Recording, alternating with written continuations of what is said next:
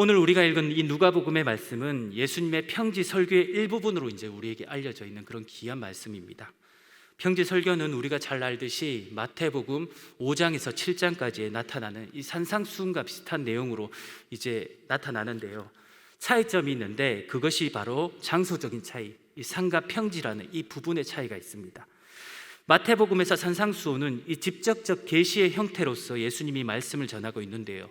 그 이유가 이제 산에서 전했기 때문인데, 사실 산은 이 유대인들에게 있어서 특별한 의미가 있습니다. 세상의 권세와 또 권위를 이제 구약에선 산에 비유를 많이 했고, 또 하나님의 계시가 직접적으로 전달되어진 곳이 산이었습니다. 그래서 우리가 잘 알듯이 이 모세가 호렙산에서 이제 주의 율법들을 받았고, 또 여러 가지 이제 산을 통해서 하나님께서 역사하시는 모습들을 우리가 구약 통해서 많이 알고 있지 않습니까? 이처럼 산은 이제 하나님의 뜻을 선포하는 데 있어서 즐겨 사용되어진 곳이었습니다. 이와 관련하여 산상수훈에서는 예수님이 산에서 이야기하셨다라는 것은 한마디로 하나님의 말씀이 우리에게 계시의 형태로 주어졌다라는 것을 알려주고 있는 거예요. 반면 오늘 우리가 읽은 이 누가복음의 본문에서는 예수님께서 평지에서 이제 말씀을 전하고 있습니다. 내용 면에서는 굉장히 비슷한 내용의 형태들을 취하고 있지만 평지라는 곳에서 우리 구주께서 설교하고 있다라는 겁니다. 왜 그럴까요? 여러 가지 이제 생각이 있을 수 있지만 사실 평지라는 것은 많은 사람들이 모일 수 있는 우리의 삶의 터전 아닙니까? 즉 우리가 살아가는 이 세상이라는 거예요. 이 뜻은 우리가 살아가는 데 있어서 필요한 말씀을 하나님께서 또 우리 가운데 주셨다라는 겁니다. 이 말을 조금 더 고민하면 그리스도께서 산 위에서 하셨던 말씀을 동일하게 이 평지 가운데 선포되어진 말씀으로 이제 우리에게 주신 것은 우리가 말씀, 선포되어진 말씀 그것만으로도 끝나는 것이 아니라 그 말씀을 살아내는 이 삶이 우리 가운데 있어야 된다라는 것을 이야기하고 있는 내용이라는 겁니다. 쉽게 이야기하면 우리 삶에 아멘이라는 이것들도 있어야 되지만 그 아멘 다음에 삶이 우리 가운데 나타내야 된다는 것을 우리에게 알려주고 있는 내용들 아닙니까? 사실 그래서 산상수훈이나 평지설교는 말씀을 듣고 행해야 된다는 이 결론으로 우리에게 주고 있는데요. 이 선포되어진 말씀이 힘있게 전파되어야 될 곳은 결국 우리가 살아가는 이 세상이다라는 것을 오늘 성경은 우리에게 가르치고 싶은 내용이라는 거예요. 특히 오늘 본문 말씀은 우리가 행해야 될 말씀 가운데 특별히 사랑에 대해서 이야기를 하고 있습니다. 오늘 예수님은 이 평지 설교를 통해 하나님 믿는 사람이 어떻게 살아야 하는 부분과 어떤 사람이 복 있는 사람인가를 이야기할 때 이 특이한 점이 20절부터 등장을 하는데요. 이 하나님 앞에 복 있는 자로 바로 가난한 자, 우는 자, 줄인 자, 주위에서 모욕을 받는 자들이 복이 있다라고 오늘 이야기를 하고 있다는 겁니다. 예수를 잘 믿었는데 가난하고, 예수를 잘 믿었는데도 울고, 예수를 잘 믿었는데도 줄이고, 예수를 잘 믿었는데도 세상에서 욕을 받는데 오늘 성경은 아이러니하게도 그러한 사람이 복이 있다라고 이야기를 하고 있는 것 아닙니까? 사실 이것만 들어보면 미치고 팔딱 뛸 일이에요. 사실 이건 복과는 상당한 거리가 있고 어떤 부분에서는 우리의 신앙을 포기하기에 딱 좋게 만드는 그런 환경들 아닙니까? 그런데도 예수님은 여기에서 그치지 않고 이야기하는 것은 27절부터 원수 사랑에 대해서 이야기를 합니다.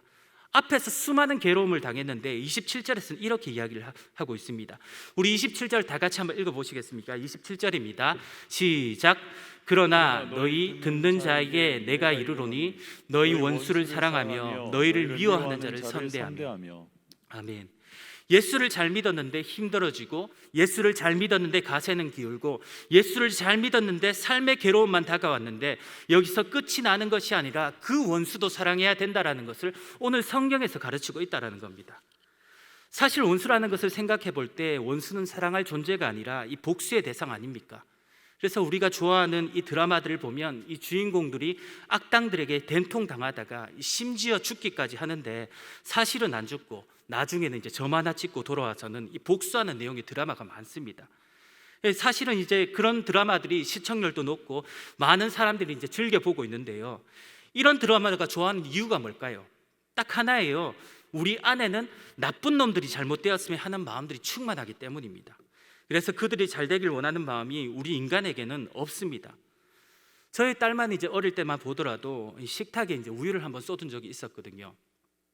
그때 이제 애들이 그럴 수도 있는데 저도 젊었고 애도 어리고 막 그러니까 제가 혼냈습니다. 왜 그랬냐고 막 이렇게 막 혼을 내니까 이제 나중에 애가 막 울기 시작하는 거예요. 그러면서 이제 자기 책상 위에 가서 무언가를 막 적기 시작했습니다. 내심 저는 기대했죠. 아빠 죄송해요. 사과문을 적나? 이렇게 생각을 했는데 나중에 그 딸내미가 이제 저에게 편지 하나를 딱 주는데요. 접어서 딱 펴보니까 제가 기대했던 내용과는 상당히 다른 내용이 적혀 있었습니다. 그 편지 안에 이렇게 적혀 있는 거예요. 아빠 진심으로 싫어합니다. 라고 이렇게 적혀 있는 겁니다. 이 편지를 보면서 굉장히 많이 황당했는데 왜 우리 딸이 그랬을까요? 이 일을 기억하겠다라는 겁니다. 그래서 아직도 이제 고등학교 1학년인데 기억을 하고 있더라고요. 사실 자기에게 해코지하는 일들은 우리는 잘 잊지 못합니다. 요즘에 언론에서 학원 폭력에 대한 이슈들이 굉장히 많이 있는 것들도 그런 이유 중 하나가 아닐까요? 이미 수십 년 전의 일이지만 언론을 통해 폭로하고 그 사람의 명예를 실추시키는 것은 우리는 원래 그렇게 생각하게끔 만들어졌기 때문이에요. 미워할 자를 미워하고 사랑할 자를 사랑하는 것, 이것은 어떻게 보면 매우 당연한 일입니다. 그런데 오늘 성경은 아이러니하게도 우리에게 원수를 사랑하라 라고 이렇게 이야기를 하고 있습니다. 왜 그럴까요? 이유는 딱 하나, 이것이 하나님의 백성이 행해야 될 이 삶의 규칙이기 때문에 그렇습니다. 누가복음 6장 35절을 우리 다 같이 한번 읽어보시겠습니까? 6장 35절입니다. 시작. 오직 너희는 원수를 사랑하고 선대하며 아무것도 바라지 말고 구워주라. 그리하면 너희 상이 클 것이요 또 지극히 높으신 이 아들이 되리니 그는 은혜를 모르는 자와 악한 자에게도 인자하시니라. 아멘. 사실 이 말씀은 이제 평지 설교의 이제 결론으로 주시는 말씀인데 이 말씀을 읽으면서 저한테는 그렇게 와닿지는 않더라고요. 사실 원수에게는 복수하는 것이 맞지 이 사랑하는 것은 택도 없는 일 아닙니까? 그래도 저는 목사잖아요. 그래도 이 말씀을 하나님 주신 이유는 있겠지라고 생각하면서 기도하면서 이제 확신을 달라고 그렇게 이제 기도를 하는 중에 어느 책에서 이제 한 수도사에 관한 이야기를 제가 읽게 되었는데 그 내용이 이제 저를 사로잡았습니다. 내용이 이런 거예요. 이제 어느 수도사가 이제 강가에서 이제 목욕을 하고 있었습니다. 근데 목욕을 하고 있는데 이제 정갈 한 마리가 이제 물에 빠져서 이제 죽어가는 장면을 보게 된 거예요. 사실 독충이고 사람들을 해롭게 하는 그런 곤충이라서 이제 그냥 죽게 둬야 되는 것이 정상이잖아요. 근데 이 수도사는 어떤 마음인지 몰라도 그 이제 정갈을 물로 떠서 이렇게 이제 물가로 이제 막 옮기려고 하는 겁니다. 근데 아니나 다를까 이 정갈이 막 팔을 팍 하고 쏘는 거예요. 팔에 마비가 왔습니다. 순간적으로 이제 다시 정갈을 딱 놓기 시작했고, 그 정도 되면 이제 저 나쁜 독충 이제는 죽든 말든 신경도 안 써라고 이야기 막 버려둬야 되는 것이 정상일 것 같은데 또 그 수도사는 거기서 떠서 그 정갈을 살려주는 거예요. 근데 두 번째도 여지없이 막 팍 하고 쏘이게 됩니다. 그래서 이제는 거의 심장 근처까지 이제 마비가 오게 된 거예요. 그때 주변에서 사람들이 보다가 말렸습니다. 제발 좀 그만둬라. 그 독충 아니냐? 해로운 곤충인데 왜 그렇게 살리려고 하느냐라고 이야기해도 이 사람은 이제 거기에 대해서 아무 대꾸도 안 하고 또 세 번째 이제 그 정갈을 막 뜨기 시작하는 겁니다. 그러면서 이제 세 번째도 어떻게 됐을까요? 똑같이 이제 탁 하고 쏘였던 거예요. 이제는 진짜 이제 숨도 깔딱깔딱 넘어질 정도로 그렇게 괴로움을 주었던 겁니다. 많은 사람이 물었습니다. 어떻게 그럴 수 있느냐? 다른 사람 같으면 죽게 내버려 둘 건데 왜 그렇게 했느냐라고 물어보니까 이분이 이렇게 이야기합니다. 정갈은 자기 몸을 지키기 위해서 쏘았을 뿐이다. 사실 정갈은 내가 구해줄 것이라고 생각하지 못했을 것이다. 그러나 나는 정갈을 구해야 한다는 생각을 가지고 있었다. 생명을 소중히 하는 것은 수도사가 가져야 될 책임이다. 그래서 나는 그렇게 했다라고 이렇게 이야기를 하고 있더라고요. 사실 이 글을 읽고 깨달았던 것은 우리가 원수를 사랑하는 것은 우리가 할 일이라고 이제 생각이 들었기 때문입니다. 사실 세상이 어떤 방법으로 살아가든지 간에 오늘 우리 구주께서 명령하신 내용은 정갈같이 우리를 죽이려고 하는 그러한 사람들이라 할지라도 우리는 사랑해야 될 책임이 우리 가운데 있다라는 겁니다.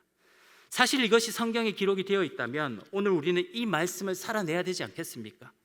이웃을 사랑하는 것, 그리고 더 나가서 이 원수를 사랑하는 것, 그리고 여기까지 나가야 된다라는 거예요. 그런 의미에서 저는 오늘 말씀을 통해 우리 가운데 회복되어야 될 단추가 무엇일까? 이 원수까지 사랑해야 되는 이것들로 나가기 위해서는 우리 가운데 회복해야 될 단추가 무엇일까? 이것을 이제 말씀을 통해 살펴보기를 원하는데요.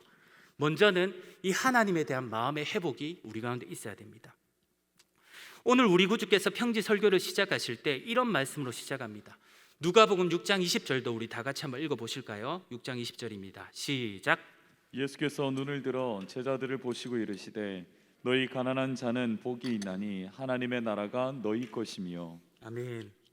여기서 주님이 이제 가난이라는 이 말을 사용하시는데 이것은 이제 육체적인 이 가난을 이야기하는 것은 아닙니다.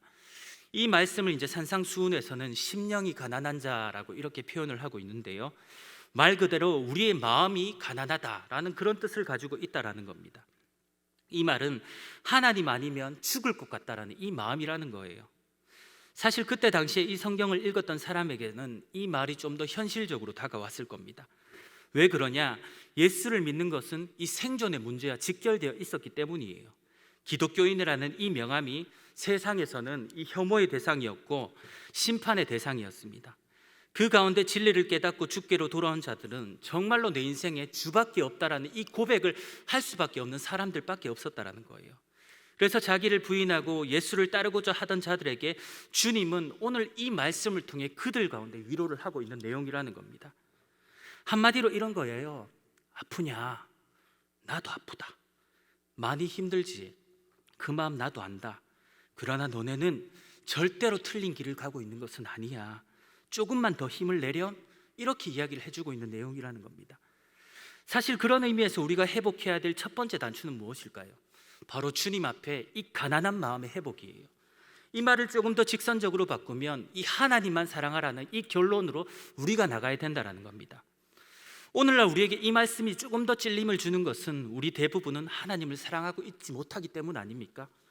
대부분 예수를 사랑하기보다는 예수를 믿고 얻어진 것들을 우리는 자랑하면서 그렇게 살아갑니다.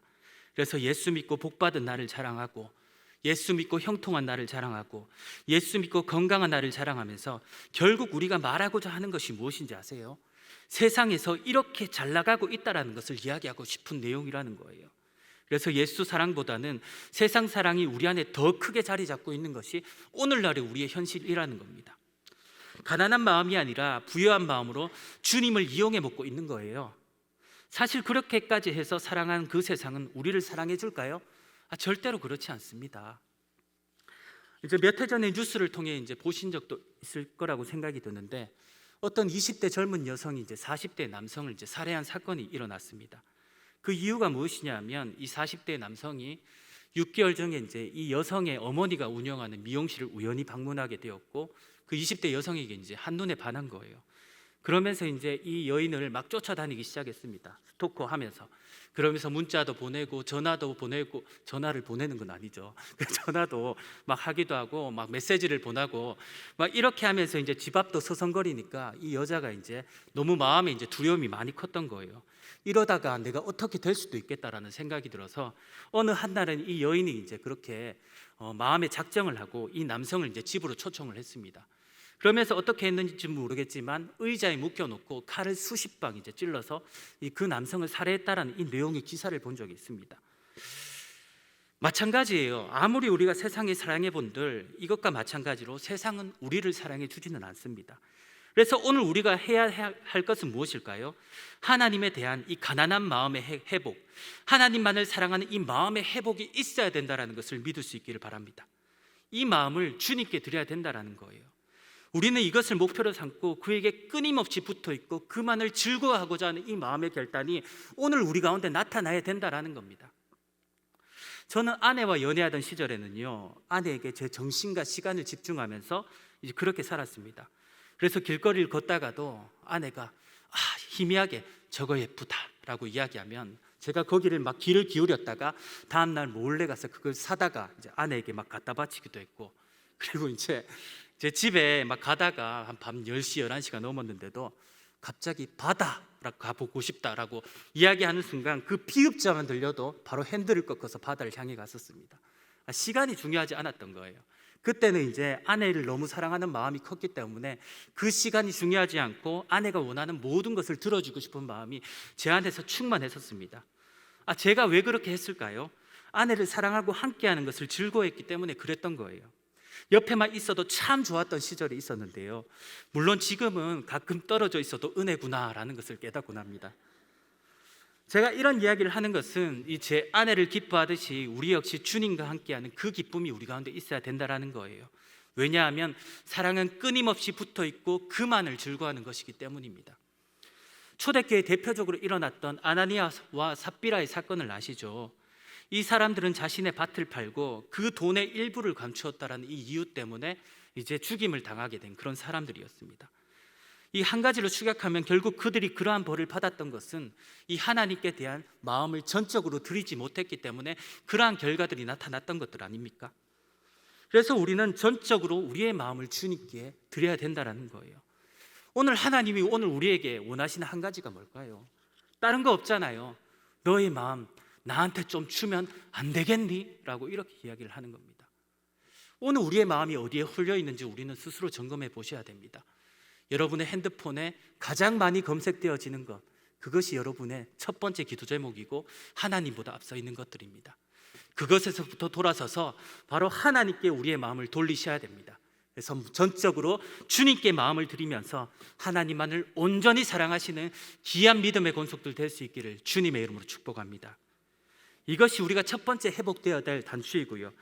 하나님께 마음을 드리는 이 사랑이 회복되었다면 우리는 드디어 이웃을 사랑할 수 있습니다.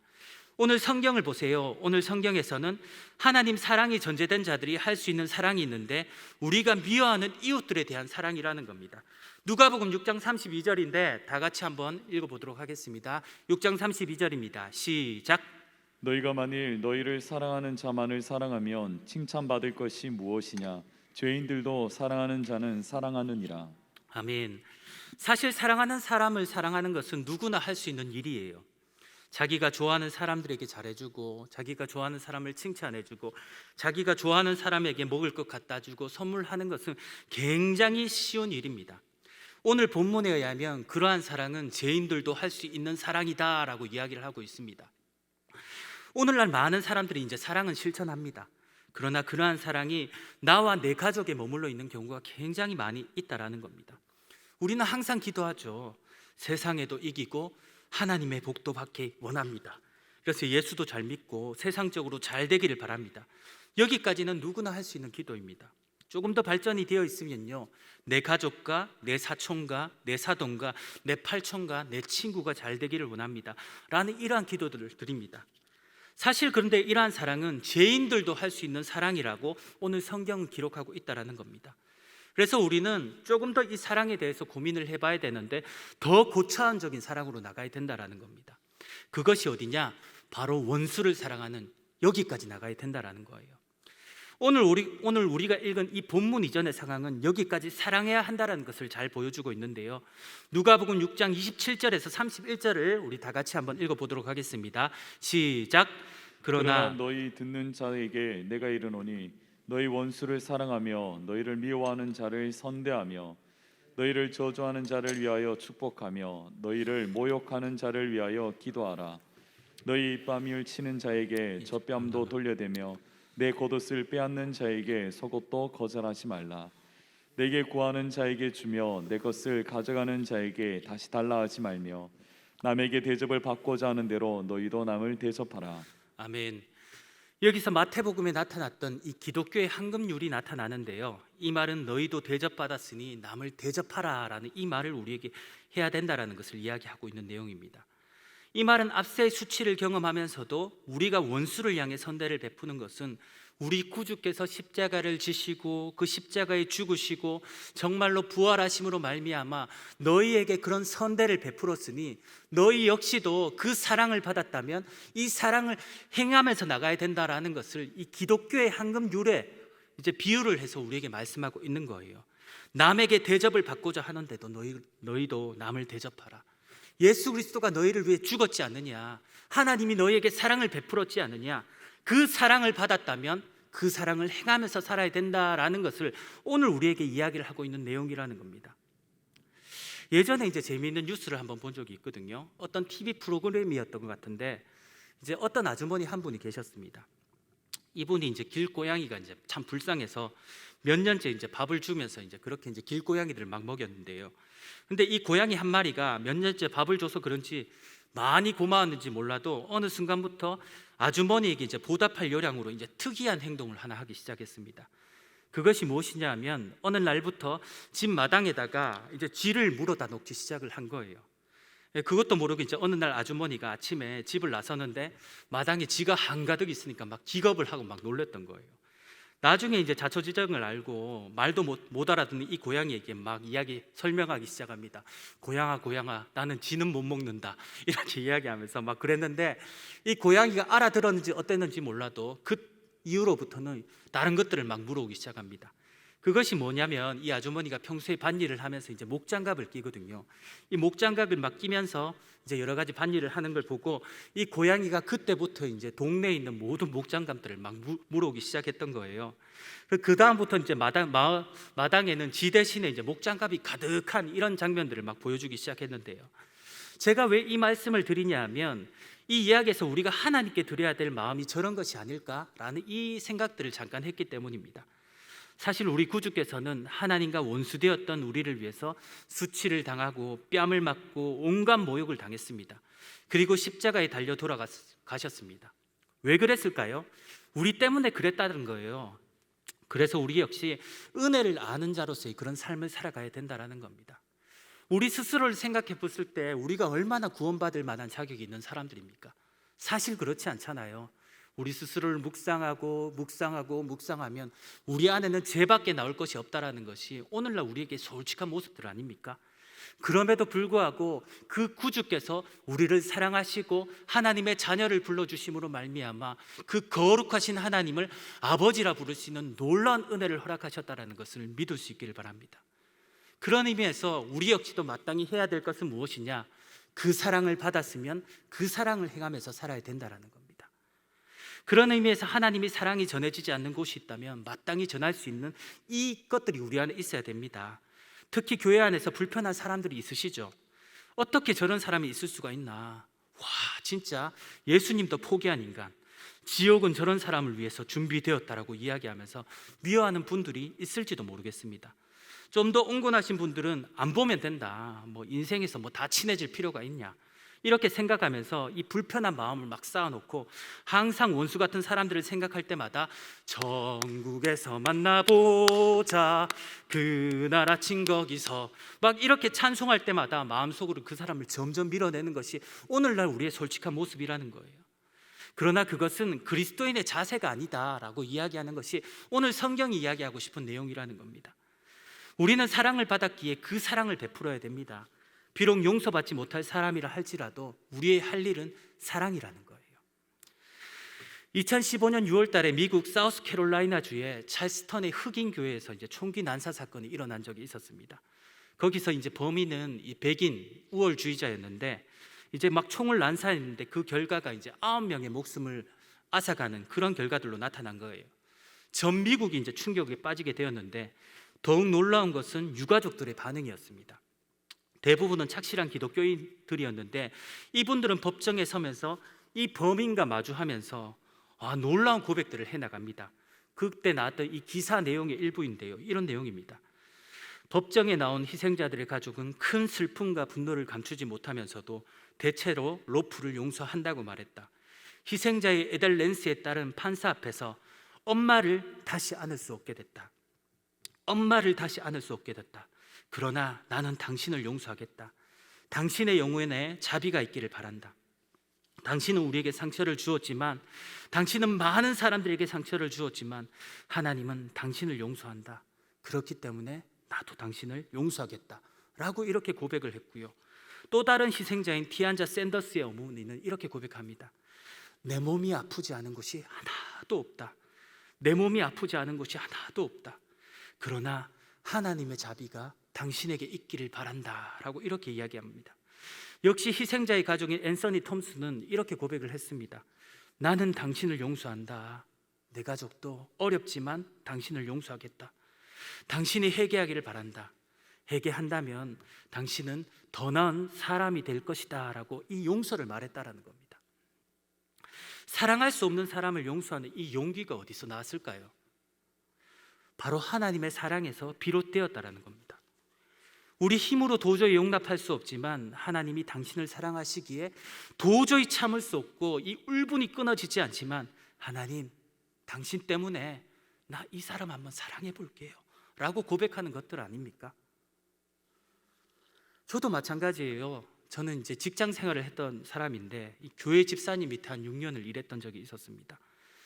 그분이 이제 교회에서는 굉장히 인정받는 그런 분이셨지만 직장에서는 완전히 다른 삶을 살아가고 계셨던 분이에요.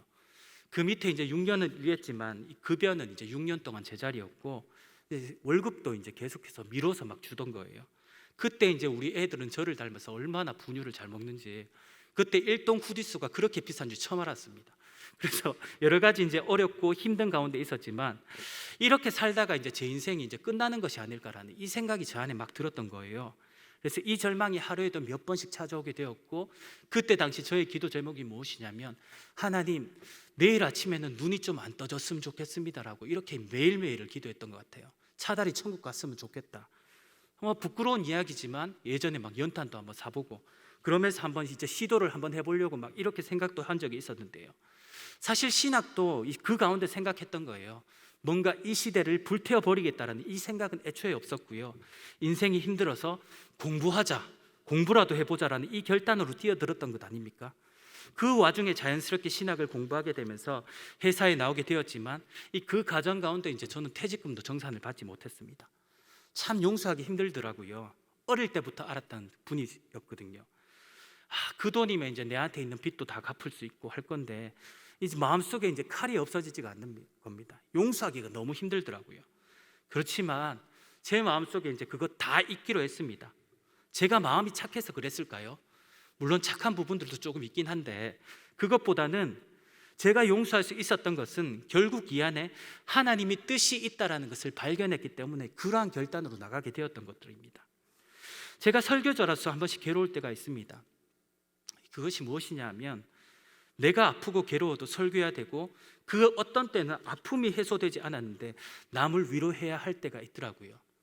몇 년 전에 아버지가 돌아가시고 아버지 장례를 치러놓고 이틀 뒤에 설교해야 된다는 이 심정이 참 제 마음을 무너지게 했던 그런 사건도 있었습니다.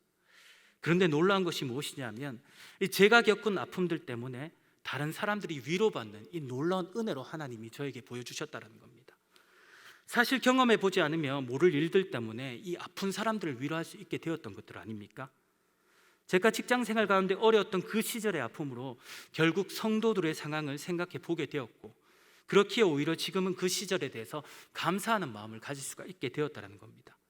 저는 용서할 수 없었지만 하나님을 사랑했기 때문에 그것을 이겨내며 영적으로 해석할 수 있는 그런 능력들을 하나님이 허락해 주셨다는 거예요. 몇 번 이야기했던 내용인데요. 제 양과 염소는 이제 이스라엘 지역에서 가장 많이 키우는 그런 동물들 아닙니까? 이 동물들은 이제 키울 때 같이 방목을 해서 막 키웁니다. 여러 이유가 있는데요. 이 동물들의 특징 때문인데 이 양이란 짐승은 이제 여러 명이 이제 막 뭉쳐서 이제 있는 특징이 있답니다. 그래서 이제 뭐 겨울에는 따뜻하고 좋겠죠. 근데 여름에는 이제 막 모여 있다 보니까 안에 있는 양은 이 열을 제대로 배출해 내지 못해서 막 쪄서 막 죽는 경우가 막 있다고 하더라고요. 그때 필요한 역할들이 뭐냐? 바로 염소의 역할입니다. 이 염소의 특징이 막 들이받는 특징이 있고 막 쳐받고 막 이런 역할들을 하지 않습니까? 그래서 이제 막 뭉쳐 있으면 무슨 심보인지 몰라도 양이 막 뭉쳐 있으면 핀처럼 막 뭉쳐 있으면 얘가 볼링곡처럼 막 달려가기 시작하는 거예요. 그러면서 여지없이 양에게 막 머리로 쳐박기 시작하는데 그때 양은 매 하면서 여러 가지로 흩어지게 되지만 결국 그 아픔 때문에 막 살아나가게 된다라는 겁니다. 우리 인생에서도 도저히 이해되어지지 못하는 염소 같은 사람들이 있습니다. 때로는 남편 염소, 때로는 아내 염소, 때로는 자식 염소, 직장 상사 염소, 이상한 염소들이 많습니다. 그러나 그러한 염소들이 결국은 우리를 살리는 내용들 아닙니까? 그래서 오늘 잠자는 우리 집안의 염소들을 향해서 오늘 잘 때 얼굴을 감싸면서 한번 기도해 주세요. 염소야 고맙다. 네 때문에 내가 살아가고 있다. 이제 이렇게 고백을 해나갈 수 있기를 주님의 이름으로 축복합니다. 왜 그러냐? 우리는 그리스도인들이기 때문이에요. 그래서 우리는 우리의 고난과 아픔을 영적으로 해석해내야 된다는 겁니다. 그래서 우리는 어쩌면 그러한 것들은 사실 우리를 살리기 위한 방편일 수 있다라는 이 생각들을 우리가 가져야 된다라는 거예요. 때로는 아프고 힘든 화살들이 우리에게 막 박혀 있어서 이 가만히 둬도 아프고 빼내도 아프고 막 여러 가지 이제 어찌할 수 없는 그런 상황들이 우리 가운데 있을 수가 있습니다. 그러나 그런 아픔들 속에서 우리가 해야 될 것은 무엇일까요? 그 아픔을 해석하고 주님 앞에 새롭게 나가는 것. 저는 이것이 그리스도인들이 살아가는 삶의 자세라고 생각을 합니다. 사실 우리 역시도 이제 용납받을 수 없는 인생들 아닙니까? 죽을 뻔했던 그러한 존재가 아니라 이미 우리는 죽었던 존재예요. 그러한 존재들을 하나님의 아들인 예수 그리스도께서 십자가를 지시고 죽으시고 부활하심으로 우리의 존재를 다시 한번 그리스도 안에서 살리셨다라는 겁니다. 죽었던 비참한 존재를 그리스도 예수로 인해 이렇게 사람처럼 살아갈 수 있게끔 하나님이 은혜를 베풀어 주셨다는 거예요. 이러한 모든 것의 결과는 하나님이 우리를 먼저 용서하시고 사랑하셨기 때문에 나타나는 결과입니다. 이미 사랑을 받아서 우리는 이것이 우리 가운데 너무나 쉽게 이루어졌다라고 생각할지 모르지만 하나님께서 우리와 같은 수준으로 내려오셔서 우리에게 그 사랑을 베푸셨다는 이 사실을 우리 가운데 늘 끊임없이 이제 묵상을 하셔야 됩니다. 예수 그리스도가 성육신으로 우리에게 다가오고 있지 않았습니까? 정말로 그 하나님이신 그분께서 인간의 몸을 입고 이 땅 가운데 오셨다라는 겁니다. 그래서 우리의 삶 역시도 이 성육신의 삶을 유지해 나가셔야 된다는 거예요. 맞추어줌, 그들의 수준에 맞추어줘서 그들 가운데 복음이 전해질 수 있도록 노력하는 것은 오늘날 우리들의 역할이라는 것을 믿을 수 있기를 바랍니다. 저도 마찬가지로 이 성육신을 제 삶 가운데서 이제 적용하려고 부단히 애를 씁니다. 제가 유치부를 맡았을 때는 굉장히 유치하게 놀았었고요. 제가 예전에 소년부를 맡았을 때는 소년부스럽게 다가갔던 거예요. 그래서 제가 맡은 아이들을 향해서 어떻게 하면 더 설교를 잘할 수 있을까 고민하면서 눈높이를 맞춰주기 위해서 제가 야구복도 입어보고 농담도 해가면서 아이들에게 접근을 하고 막 하지도 않는 막 게임 같은 것들을 다운받아서 걔네들하고 막 온라인에서 막 게임도 하고 막 그랬던 적이 있었던 것 같은데요. 그래서 이제 아이들이 저를 굉장히 만만하게 보던 그런 시절이 있었습니다. 어느 날 제가 설교하기 위해서 이제 야구복을 입고 딱 갔는데 아이들이 이렇게 이야기하는 거예요. 와, 목사님 꽉 끼네요. 이렇게 이야기를 하는 겁니다. 여러 가지로 이제 하면서 저에게 막 굉장히 이제 수치스럽게 막 그런 이야기를 한 적도 있었고 어느 날 막 부서실을 막 들어오기 시작하는데 아이들이 막 갑자기 막 도열을 해서 막 이렇게 박수 치는 거예요. 근데 무슨 일 있나? 내 생일인가? 막 이렇게 생각했는데 왜 그렇게 하느냐라고 이야기하니까 어떤 아이 하나가 위원장님 들어오십니다 라고 하면서 이렇게 박수를 치는 거예요. 목사님은 김정은 닮았다고 막 이런 것들은 기본이고요. 가만히 있으면 막 배도 잡아당기고 머리카락도 몇 개 없는데 막 머리털도 막 잡아당기고 그랬었는데 웬만하면 화가 나지는 않았습니다. 왜 그랬을까요? 제가 아이들을 사랑하고 그렇게 이제 그들에게 맞추어 주기로 이제 작정했기 때문이에요.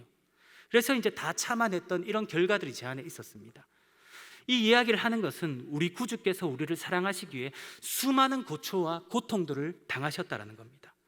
저는 그것을 생각하며 저 역시도 사람들을 용납하며 사랑하면서 그렇게 적용하면서 살아간다라는 겁니다. 사실 사람을 변화시키는 가장 강력한 힘이 무엇인 줄 아세요? 바로 압도적인 사랑으로 압도적인 다름으로 나가게 될 때 그 견고한 성도 무너지게 되는 결과들이 일어나게 된다는 겁니다. 그 사람을 사랑하면 내가 아플 수도 있습니다. 내가 질려서 막 피를 흘릴 것 같고 막 다 가까이 다가갔는데 막 어떨 때는 막 정갈같이 막 쏘기도 하고 어떨 때는 염소같이 막 쳐박기도 하고 막 사랑하려고 노력할 때마다 아프고 쓰리고 막 굉장히 괴로워서 포기하고 싶은 마음들이 막 들 때가 많이 있습니다. 그러나 그러한 것들을 해나가면서도 오늘 우리가 해야 될 것은 무엇이냐? 저는 오늘 이 설교의 제목처럼 우리는 이러한 삶을 살아야 됩니다. 사랑하라. 한 번도 상처받지 않았던 것처럼. 저를 따라 다시 한번 고백해 보시겠습니까? 사랑하라. 한 번도 상처받지 않았던 것처럼. 그렇게 사랑하시는 귀한 믿음의 권속들 될 수 있기를 주님의 이름으로 축복합니다. 그것이 오늘 이 마지막 때를 살아가는 이 성도의 삶임을 믿습니다. 그러니 사랑하는 사람들, 성도님들, 도저히 사랑할 수 없는 우리의 이웃도 사랑하시는 귀한 성도가 되시기를 주님의 이름으로 축복합니다. 그래서 그들 가운데 압도적인 다름에 이 사랑을 보여주시면서 정말로 그들이 언젠가는 주님께로 돌아올 것이라는 이 믿음을 가지고 우리의 사랑, 마땅히 해야 될 것을 보여주시는 귀한 은혜의 사람이 될 수 있기를 주님의 이름으로 축복합니다. 세상과 상관이 없습니다. 우리 수도사의 이야기처럼 우리가 그저 해야 되는 것은 생명을 살리는 일이고 그들이 하는 일은 우리를 쏘는 일입니다. 이 역할들을 잘 기억하시면서 오늘 우리 가운데 이 압도적인 사랑을 보여주심으로 말미암아 저와 여러분들로 인해 하나님 나라가 확장이 되어지는 놀라운 역사가 일어나게 될 수 있기를 주님의 이름으로 축복합니다.